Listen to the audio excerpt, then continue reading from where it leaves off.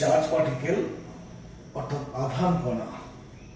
আমরা জানি যে তড়িৎগ্রস্ত কণা বা আধান কণা বা চার্জ পার্টিকেল পরস্পরকে আকর্ষণ করে বা বিকর্ষণ করে।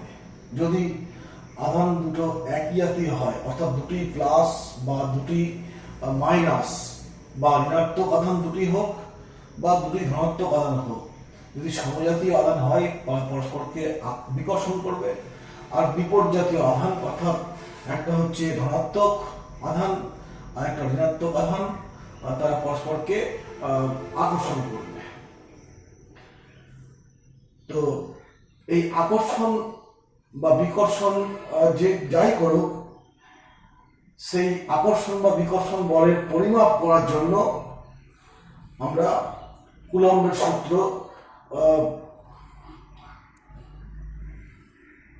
সূত্রের সাহায্যে এই আকর্ষণ বা বিকর্ষণ বলের পরিমাপ করা যায়। তো আমাদের আজকের আলোচনার বিষয় হচ্ছে সেই কুলম্বের সূত্র, অর্থাৎ তড়িৎগ্রস্ত কণা বা আধান কণা চার্জ পার্টিকেল পরস্পরকে যে আকর্ষণ বা বিকর্ষণ বল প্রয়োগ করে তার পরিমাপ করব কার সাহায্যে? কুলম্বের সূত্রের সাহায্যে। এবং কুলম্বের সূত্রটা কি আমাদের জানতে হবে।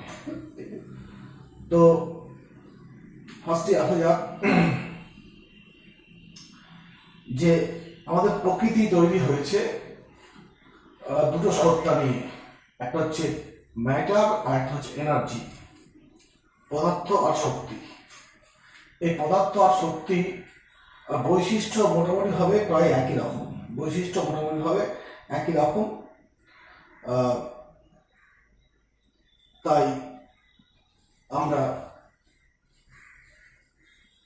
পদার্থ বা ম্যাটার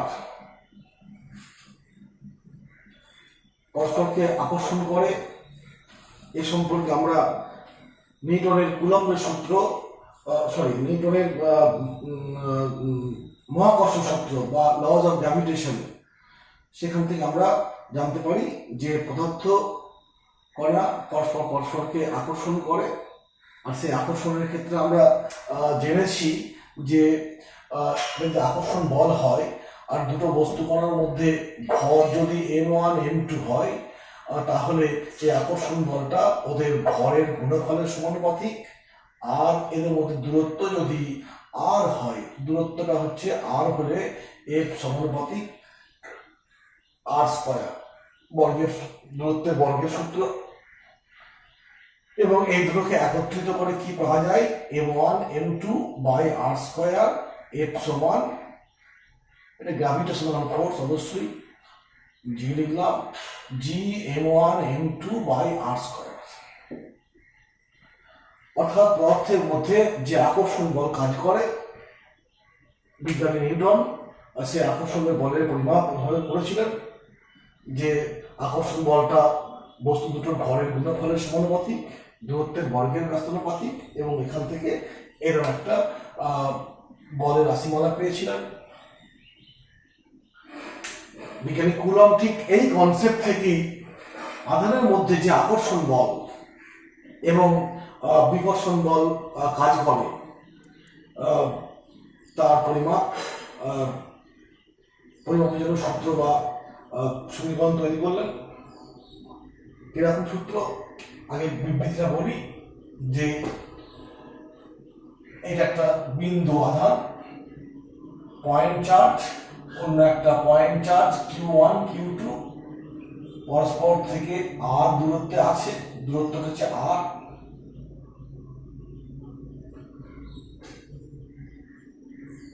তাহলে আধান দুটির প্রকৃতি অনুযায়ী হয় আকর্ষণ করবে কিংবা বিকর্ষণ করবে।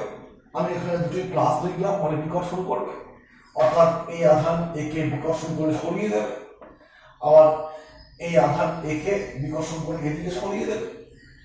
যদি আধান দুটো বিপরীতধর্মী হতো তাহলে পরস্পরকে আকর্ষণ বলে নিজের দিকে টানত। যাই হোক, এই সূত্র,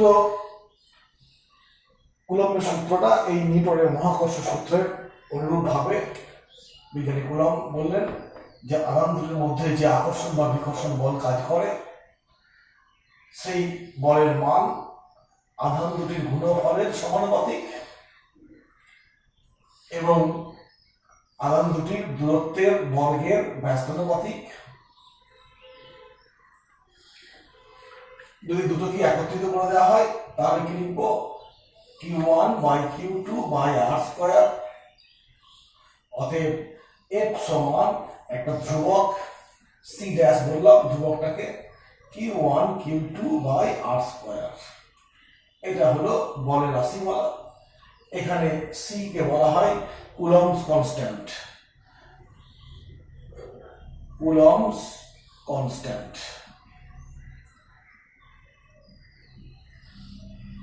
এই হলো আধানের মধ্যে, দুটো বিন্দু আধানের মধ্যে যে আকর্ষণ বা বিকর্ষণ বল ক্রিয়াশীল হয় তার রাশিমালা। তো এই সূত্রটা সিদ্ধ হতে হলে অর্থাৎ কার্যকর হতে হলে আমাদের মনে রাখতে হবে যে আধান দুটো হচ্ছে কেমন, বিন্দু আধান, পয়েন্ট চার্জ।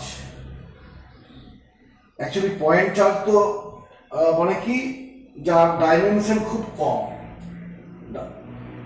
আধান থাকে একটা ম্যাটারের, আধানকে বহন করে কি একটা ম্যাটার, একটা ম্যাটারের একটা ডাইমেনশন থাকবে। তো আমরা এই সূত্রটা যখন কার্যকর করব, সেই ম্যাটারের ডাইমেনশনটা খুব ক্ষুদ্র হবে। কার তুলনায়, এদের মধ্যে যে দূরত্ব আছে সেই দূরত্বের তুলনায়, আধান দুটোর দূরত্বের তুলনায়, মধ্যবর্তী দূরত্বের তুলনায় আধান কণা দুটির ডাইমেনশন খুব কম হতে হবে। ওই জন্য বলা হয় আধান দুটিকে বিন্দু আধান দেব। কারণ বিন্দু আধান না হলে কি হবে, তার একটা নির্দিষ্ট ডাইমেনশন থাকবে, আর ডাইমেনশন থাকার জন্য ক্রিয়াশীল বল স্ক্যাটার হয়ে যাবে, আমরা ঠিক পরিমাপ করতে পারবো না। দূরত্বটা অ্যাকচুয়ালি কতটা হয় বিচার করতে পারবো না। বড় আকারের বস্তু হলে এক্সটেন্ডেড পার্টিকেল হলে পারে। ওই জন্য ধরে নেওয়া হয় কি, মানে আধান দুটো হচ্ছে বিন্দু সম এবং ওদের পারস্পরিক দূরত্ব আধানের মাত্রার চেয়ে, মানে আকারের চেয়ে অনেকখানি বড়, পারস্পরিক দূরত্বটা বেশি হয়, অর্থাৎ মাত্রাটা খুব কম হয়। এবং এই দূরত্বের মান অসীম হতে পারে, আবার সবচেয়ে ক্ষুদ্রতম মোটামুটি 10⁻⁻15 মিটার পর্যন্ত হতে পারে দূরত্বের মানটা। অর্থাৎ -10⁻15 মিটার থেকে অসীম পর্যন্ত যে কোনো দূরত্বের ক্ষেত্রেই এই কুলম্বের সূত্র কার্যকরী। ঠিক আছে, এটা হচ্ছে কুলম্বের সূত্রের গাণিতিক রূপ পেলাম। অর্থাৎ আমরা বলতে পারি কি, যে Q1 এবং Q1 অতএব বলতে পারি Q1 ও Q2 দুটি বিন্দু আধান পরস্পর থেকে R দূরত্বে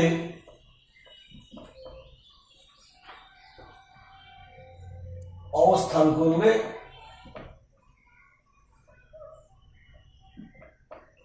উহাদের মধ্যে ক্রিয়াশীল আকর্ষণ বল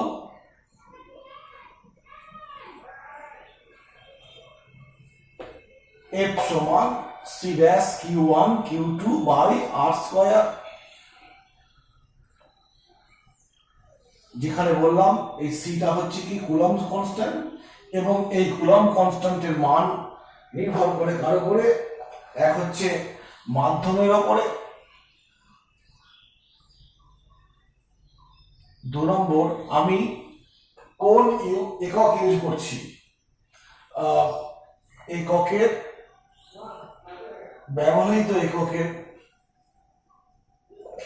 এককের উপর। অ্যাকচুয়ালি এখানে বলার একটা কথা আছে যে আমরা যে আলোচনাটা করব সবটা কি না এসআই সিস্টেমে আমরা আলোচনা করব, অন্য কোনো পদ্ধতির কথা ভাববো না। অতএব এটা না বললেও হতো।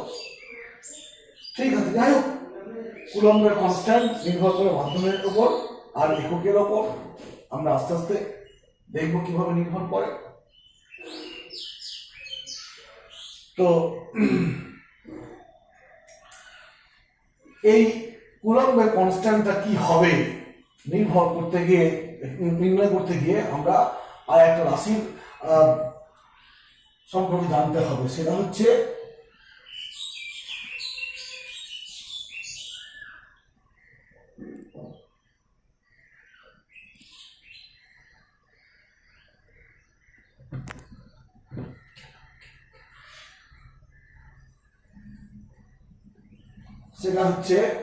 তোমার পারমিটিভিটি বা তড়িৎ ভেদ্যতা।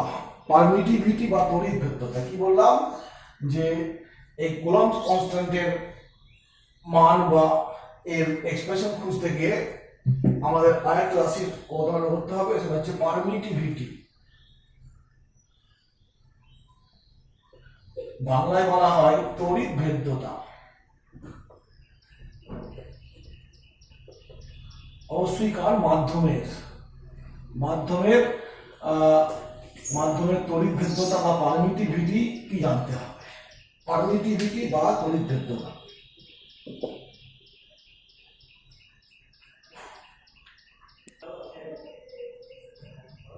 এইখানটা দেখো, শুধু আকর্ষণ বল বললে হবে না, আকর্ষণ বা বিকর্ষণ দুরকম বল হতে পারে, তাই আমরা শুধু বল লিখে দিচ্ছি। আচ্ছা, যেটা বলছিলাম পারমিটিভিটি বা তড়িৎ ভেদ্যতা কি জিনিস সেটা জানতে হবে, কারণ এই কুলম্ব কনস্ট্যান্ট এই পারমিটিভিটির উপর নির্ভর করবে। আর পারমিটিভিটি কার উপর নির্ভর করে? মাধ্যমের উপর। অ্যাকচুয়ালি পারমিটিভিটি কার? মাধ্যমের তড়িৎ ভেদ্যতা। দুটো বিন্দু আধান নিয়ে আমরা পরীক্ষা করছি। সেই বিন্দু আধান বা তড়িৎগ্রস্ত বস্তু দুটোকে আমরা পরস্পর হইতে কিছু, ধরো এই দুটো বস্তু, একটা তড়িৎগ্রস্ত বস্তু, একটা তড়িৎগ্রস্ত বস্তু পরস্পর থেকে কিছু দূরে আছে, মাঝে একটা মিডিয়াম আছে। ধরে নিচ্ছি মিডিয়ামটা হচ্ছে এরকম একটা মিডিয়াম, এই একটা মিডিয়াম, এই মিডিয়ামটা আর এই মিডিয়ামটা আছে। তো একে আকর্ষণ বা বিকর্ষণ করবে, উল্টো এও একে আকর্ষণ বা বিকর্ষণ করবে। তো কিভাবে আকর্ষণ বা বিকর্ষণ বল ক্রিয়া করবে সেটা আমরা মোটামুটি ভাবে ওই নেক্সট আলোচনা অর্থাৎ তড়িৎ ক্ষেত্রে ভালো করে বুঝবো। এখানে আমরা যেটা বলবো যে এরকম আছে মাধ্যম, এই মাধ্যম এটা একটা মাধ্যম, আধান দুটো ভিন্ন আধান কণা, মাঝে একটা মাধ্যম আছে, একে টানছে। ধরে নিচ্ছি যে একে টানার জন্য আমি ধরে নিচ্ছি যে 100 খানা মানে রশ্মি বা মানে স্ট্রিং পাঠালো, ওকে টেনে নিয়ে আসে উপরে। কিন্তু এই মাধ্যমটি যাওয়ার সময় এখানে পৌঁছালো ধরে নিচ্ছি 20টা স্ট্রিং পৌঁছালো। বাকি 80টা স্ট্রিং কি করলো? এই মাধ্যম অ্যাবজর্ব করে নিল। ঠিক আছে, অর্থাৎ এ পাঠিয়েছিল 100টা স্ট্রিং একে আকর্ষণ করার জন্য, কিন্তু এখানে পৌঁছেছে কতটা? এর মধ্যে পৌঁছেছে কতটা? 20টা পৌঁছেছে। অর্থাৎ মাধ্যম করেছি 80টা তোমার অ্যাবজর্ব করে নিয়েছে। এই 80কে বলা হয় মাধ্যমের এই মাধ্যমটার পারমিটিভিটি। আমি অন্য একটা উদাহরণ দিচ্ছি, যে এই দুটো বস্তুর মধ্যে অন্য আরেকটা মিডিয়াম নিয়ে চলে এসেছে, ধর এটা সেকেন্ড মিডিয়াম এরকম আছে। আগের মতোই এ করছে কি, একে তোমার 100টা রশ্মি দিয়ে টানার ব্যবস্থা করেছে এবং দেখতে পাচ্ছি যে এইখানে পৌঁছেছে তোমার 40টা পৌঁছেছে। 100টা ছিল, 40টা পৌঁছেছে। মাধ্যম করেছে কি, 60টা অ্যাবজর্ব করে নিয়েছে। অর্থাৎ আগেরটাই দেখলাম যে মাধ্যম অ্যাবজর্ব করলো কটা? তোমার 80টা, আর 20টা পৌঁছেছে। এই ক্ষেত্রে দেখছি মাধ্যম অ্যাবজর্ব করছে তোমার 60টা, 40টা পৌঁছেছে। অতএব এই দুটো মিডিয়ামের মধ্যে কার পারমিটিভিটি বেশি, কে বেশি অ্যাবজর্ব করলো? এই মিডিয়ামটা বেশি অ্যাবজর্ব করেছে, এই মিডিয়ামটা কম অ্যাবজর্ব করেছে। এ বেশি অ্যাবজর্ব করার জন্য বলের মানটা কম হলো। কেন না 100টা পাঠিয়েছিল, এ অ্যাবজর্ব করেছে 80টা, 20টা পৌঁছেছে। অর্থাৎ 20খানা রশ্মি পৌঁছেছে, 20খানা বলে টানবে, এর নাম্বারটা, অর্থাৎ এর অ্যাবজর্ব করে বেশি, আকর্ষণ বল কম হয়েছে। এর ক্ষেত্রে এ অ্যাবজর্ব কম করেছে, আকর্ষণ বল বেশি হয়েছে। এই যে পরিমাণ অ্যাবজর্ব করলো এটাকে বলছি আমরা কি, তোমার পারমিটিভিটি। এই কনসেপ্টটা নিয়ে দেখো, অর্থাৎ যে ক্ষেত্রে পারমিটিভিটির মানটা বেশি সেই ক্ষেত্রে আকর্ষণ বলের বা বিকর্ষণ যে বলই হোক সেই বলের মানটা কি হবে, কম হবে। আর যে ক্ষেত্রে পারমিটিভিটি কম সেক্ষেত্রে ক্রিয়াশীল বলের মানটা বেশি হবে। অর্থাৎ পারমিটিভিটি আর বল পরস্পরের কি ব্যস্ত সম্পর্ক। অর্থাৎ যখন পারমিটিভিটির মান বাড়বে তখন ক্রিয়াশীল বলের মান কমবে, আর যখন পারমিটিভিটি তোমার কমে যাবে ক্রিয়াশীল বলের মান বেড়ে যাবে।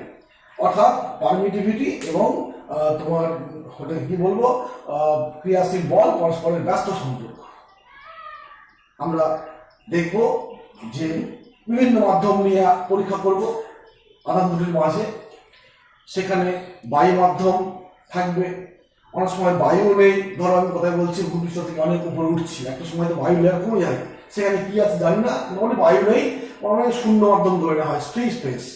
তো এই জিনিসটা অতএব দেখা যাবে কি ওই শূন্য মাধ্যমে সবচেয়ে বেশি আকর্ষণ বল বেশি।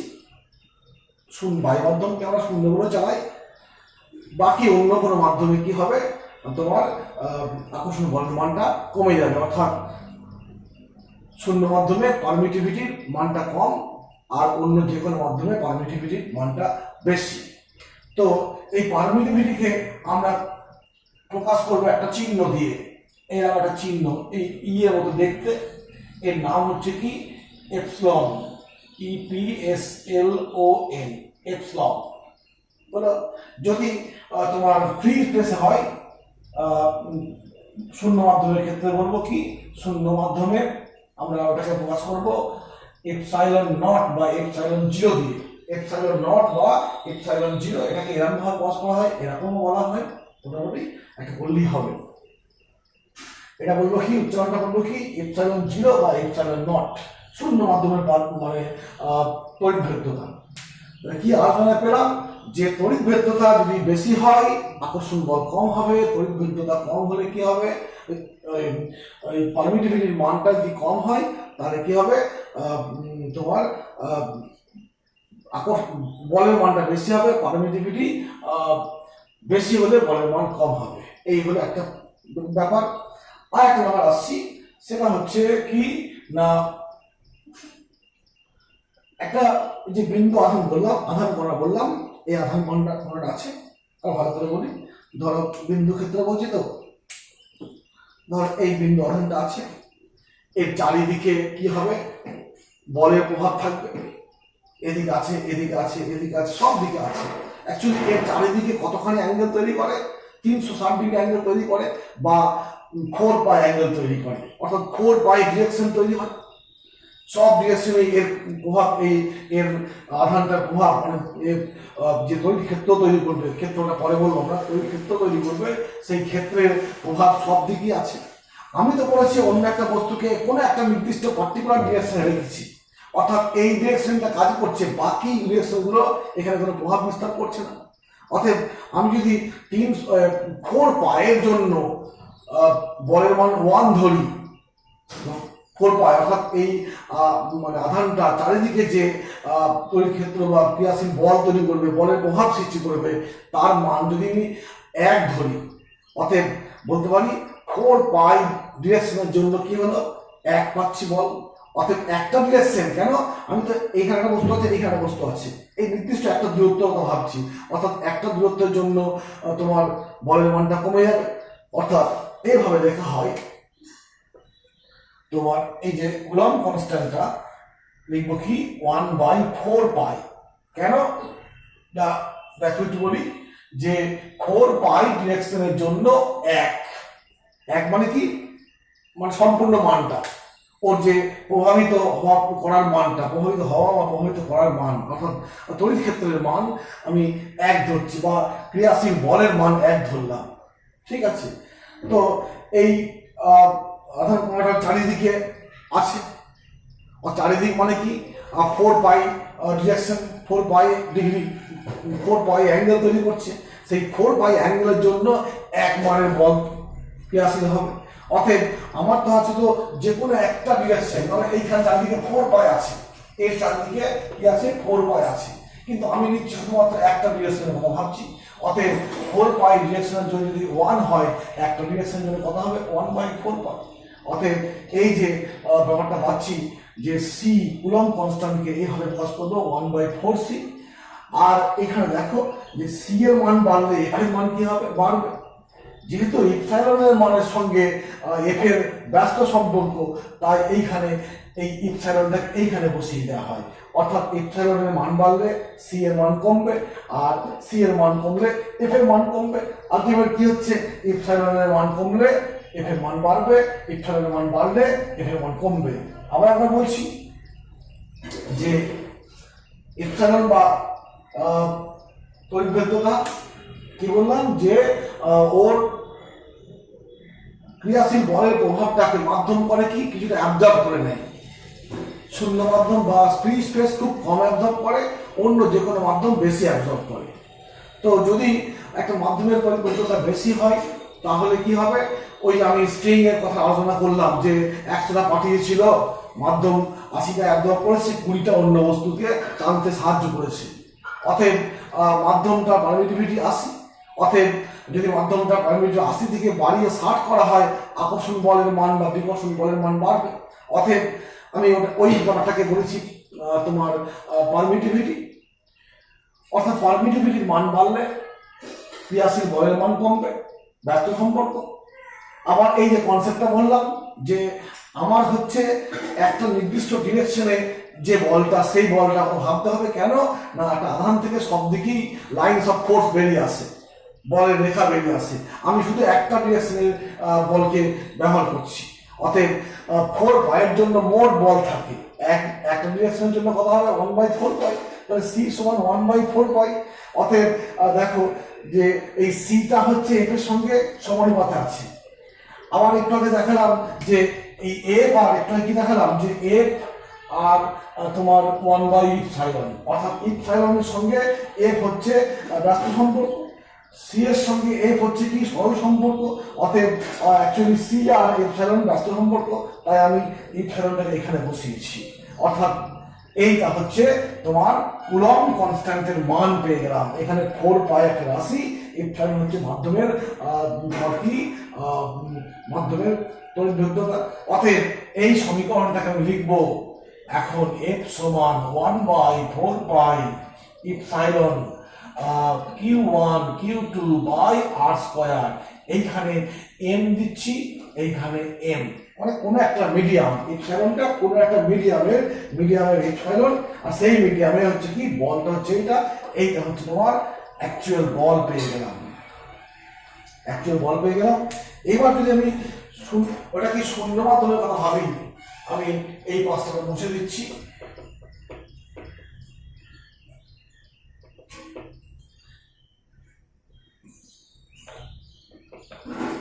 এই কনসেপ্টটা অর্থাৎ কিভাবে 1/4 পাই এলো তুমি বইয়ে পাবে না। অতএব ভিডিওটা একটু রিমাইন্ড করে দেখবে, তুমি বুঝতে পারবে না কি করে 1/4 পাই ইপসাইলনটা এলো। এই যে কনসেপ্টটা দিলাম, ঠিক আছে। এখন যদি শূন্য মাধ্যমের কথা ভাবি, শূন্য মাধ্যমে তখন আমি কি লিখবো, এফ সমান 1/4 পাই ইপসাইলন নট বা 0 Q1 Q2 by R square. এটা হচ্ছে শূন্য মাধ্যমে বল, শূন্য মাধ্যমে কুলম্বীয় ফোর্স, যে কুলম্বীয় বলের মান হচ্ছে এটা। এবং পরীক্ষা করে দেখা গেছে যে এই 1/4 পাই ইপসাইলন 0 এর মানটা হচ্ছে 9 × 10⁹9, 9 × 10⁹9 কি এই করতে হবে এরকম।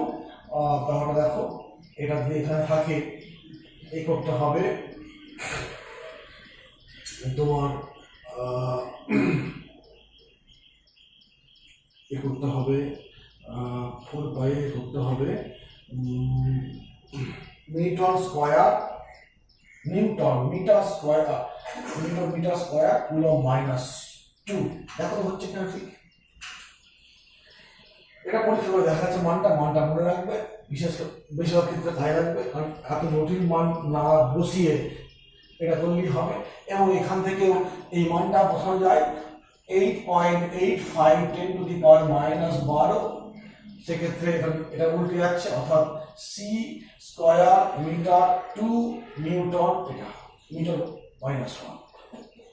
এটা কিভাবে হলো দেখো একটু এককটা। তো ব্যাপারটা এরকম, এই রাশিটা আমরা রেখে দিচ্ছি আর এটাকে এ পাশে নিয়ে গেছি আর এই দুটোকে নিচে নিয়ে এসেছি। এটা উপরে মানে নিউটনটা উপরে আছে, মিটার স্কয়ারটা উপরে আছে, নিউটন মিটার স্কয়ার। আর এই Q1 Q2 এর একক আধানের একক কি কুলম্ব, অর্থাৎ কুলম্বটা নিচে এসছে, আধানের একক কুলম্ব। আমি একটু আগে কুলম্বের সংখ্যা একটু পরে কুলম্বের সংখ্যাটা বলবো। তো এই হলো। আর অতএব এখান থেকে আমি এই মানটা মান এবং একক পেলাম। এবং শূন্য মাধ্যমে এখান থেকে আমি এটাকে ক্যালকুলেশন করে নিই, দেখবো শূন্য মাধ্যমে তোমার তড়িৎ ভেদ্যতার মান হচ্ছে 8.85 10⁻⁻12। আর এখান থেকে তুমি পেয়ে যাচ্ছ এইটা। শুধুমাত্র যদি এটাকে নিয়ে যায়, আমি এফটাকে নিচে নিয়ে আসি, তাহলে কুলম্বের স্কয়ারটা উপরে, এফটা নিচে মানে নিউটনটা নিচে, মিটার স্কয়ারটাও নিচে, তাই উপরে এরকম হয়। অর্থাৎ এই পেলাম শূন্য মাধ্যমে তোমার তড়িৎ ভেদ্যতা, শূন্য মাধ্যমে তোমার তড়িৎ ভেদ্যতার মান এবং 1/4πε0 মান, এগুলো পেলাম। অতএব শূন্য মাধ্যমে এই রাশিটাকে আমি এইভাবে বলতে পারি 1/9 বলবো 9 গুণিত 10⁻9। কেন? এই মানটা হচ্ছে তো এটা Q1 Q2/r²। এটা হচ্ছে শূন্য মাধ্যমে। এবং এর এককটা কি হবে? নিউটন। এককটা কি হবে? বলের একক নিউটন। শূন্য মাধ্যমে কুলম্বীয় ফোর্সের রাশিমালা। এই একটা দিক গেল।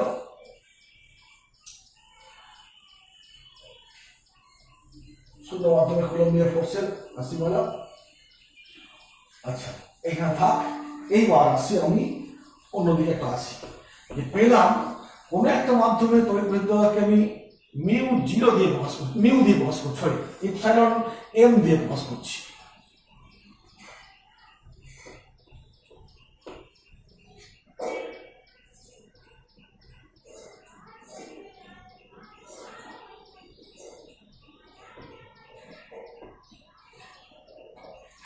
যে কোন একটা মাধ্যমের তড়িৎ ভেদ্যতা এপসাইলন m, একে যদি শূন্য মাধ্যমের তড়িৎ ভেদ্যতা দিয়ে ভাগ করি তখন একটা অনুপাত পাবো। এই অনুপাতটাকে এপসাইলন r বললাম। এইটাকে বলা হয় রিলেটিভ পারমিটিভিটি বা আপেক্ষিক তড়িৎ ভেদ্যতা। এবং বুঝতে পারছো এর একক আছে, এর একক একই একক। অতএব এর এই রাশিটার কোনো একক নেই বা মাত্রা নেই, একটা অনুপাত, সংখ্যা মাত্র, তুলনামূলক অনুপাত। আমরা পরবর্তী চ্যাপ্টারে দেখব এইটাকে আবার কে দিয়ে প্রকাশ করা হয়। কে মানে কি?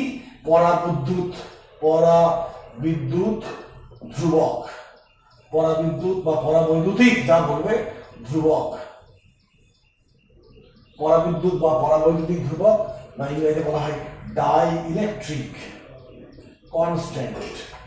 ডাই ইলেকট্রিক মানে ইনসুলেটর, যেটা কনস্ট্যান্ট, বা ইনসুলেটরকে অনেক সময় ডাই ইলেকট্রিক বলা হয়, পরাবিদ্যুৎ বলা হয়। তাই এই কোন মাধ্যমের তড়িৎ ভেদ্যতা এবং শূন্য মাধ্যমের তড়িৎ ভেদ্যতার অনুপাতকে বলা হয় কি? আপেক্ষিক তড়িৎ ভেদ্যতা বা রিলেটিভ পারমিটিভিটি। একে অনেক সময় বলা হয় কি? পরাবিদ্যুৎ ধ্রুবক বা ডাইইলেকট্রিক কনস্ট্যান্ট। অতএব এইখান থেকে আমি লিখতে পারি ইপসাইলন m সমান কি বলবো? Epsilon 0 into epsilon r। ঠিক আছে। এখন অ্যাকচুয়ালি এইটাকে বলা হয় ইপসাইলন rটা অ্যাকচুয়ালটা কি সংখ্যাটা? অ্যাকচুয়াল হচ্ছে যে একটা দুটো আধানকে আমি শূন্য মাধ্যমে রেখেছি, তখন আমি বলের মান বার করলাম। কি বললাম? দুটো বিন্দু আধানকে আমি ফার্স্টে শূন্য মাধ্যমে রেখেছি, দিয়ে বলের মান বার করলাম। এই বার করবো কি? আধান দুটোর মিডিয়ামকে সরিয়ে একটা প্রেসার কোনো মিডিয়াম দিয়ে দিলাম। এর ফলে কি হবে? বলের মান বার করবো। দু ক্ষেত্রে বলের দু রকম মান পাবো। এই দুটো বলের অনুপাতকে বলা হয় কি? অ্যাকচুয়াল সংজ্ঞা, যে কি? ফোর্স ইন ফ্রি স্পেস বা ভ্যাকুয়াম বা শূন্য মাধ্যম বা এয়ার মাধ্যম যা বলবে, ফ্রি স্পেস আর ফোর্স ইন এ মিডিয়াম, এই অনুপাতটাকে বলা হয় অ্যাকচুয়ালি আপেক্ষিক তড়িৎভেদ্যতা। কিভাবে দেখো আসছি বলছি। এই জিনিসটা কি, ফোর্স ফ্রি স্পেসে কি হবে 1/4 epsilon 0 Q1 Q2 by r square, আর এখানে কি হবে 1/4 epsilon Q1 Q2 by r square. কেন, আধানগুলো একই আছে, দূরত্ব একই আছে, শুধু মিডিয়াম পাল্টেছি। অর্থাৎ মিডিয়াম পাল্টানোর জন্য দেখো এটা ফ্রি স্পেসে বা শূন্য মাধ্যমে এপসাইলন 0 আর এই মাধ্যমে এপসাইলন করেছি, সব কেটে যাবে। দেখো আলটিমেট কি পড়ে থাকবে, ইপসাইলন বাই ইপসাইলন 0। অতএব অ্যাকচুয়ালি কি না, কোনো একটা মাধ্যমকে, কোনো এক শূন্য মাধ্যমকে, এর অ্যাকচুয়াল সংখ্যাটা কি হয়, শূন্য মাধ্যমকে যদি অন্য কোনো মাধ্যম দিয়ে প্রতিস্থাপিত করা হয়, তাহলে যে দুটো মাধ্যমের বলের যে পরিবর্তন লক্ষ্য করা যায়, সেই বলের পরিবর্তনের অনুপাতকে বলবো বলের অনুপাতকে। দেখো ফোর্স ইন ফ্রি স্পেস বা শূন্য মাধ্যমে ক্রিয়াশীল বল আধানগুলোর মধ্যে, আর কোন একটা মাধ্যমে ক্রিয়াশীল বল, এই দুই বলের অনুপাত করলে যে রাশি পাবো তাকে বলবো কি, তোমার আপেক্ষিক তড়িৎভেদ্যতা বা রিলেটিভ পারমিটিভিটি। ঠিক আছে, তো এই দিকটা গেল। এখন যদি আমি এইভাবে বলি যে কোন একটা মাধ্যমের ক্ষেত্রে আমরা কুলম্ব লকে এইভাবে প্রকাশ করতাম, F সমান Fm বলছি, মিডিয়ামটা m 1/4 epsilon m Q1 Q2 by r square. ঠিক আছে, তো এই যে পেয়েছি Fm লিখব কি 1/4 epsilon 0 epsilon r Q1 Q2 by r square. Actually তোমার দেখবে মানে যখন কোনো প্রবলেম করবে, সেই প্রবলেমে একটা মাধ্যমের রিলেটিভ পারমিয়াবিলিটি উল্লেখ করা থাকবে, রিলেটিভ পারমিয়াবিলিটি। হয় দেখা গেল কি সেই মাধ্যমের প্রকৃত মানে অ্যাবসলিউট, এইটা হচ্ছে অ্যাবসলিউট, এটা হচ্ছে অ্যাবসলিউট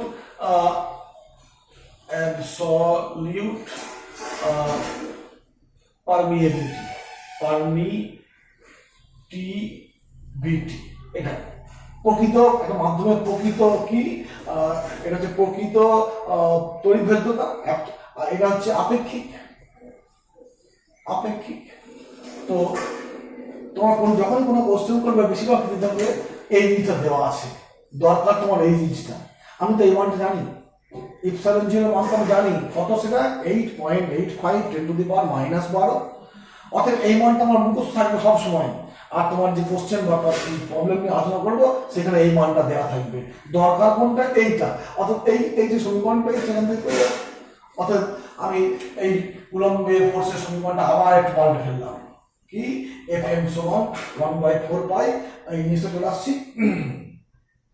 এই হলো তোমার মিডিয়ামের তড়িৎভেদ্যতা, আপেক্ষিক তড়িৎভেদ্যতা ইত্যাদিগুলো নিয়ে আলোচনা করে ফেললাম। এখন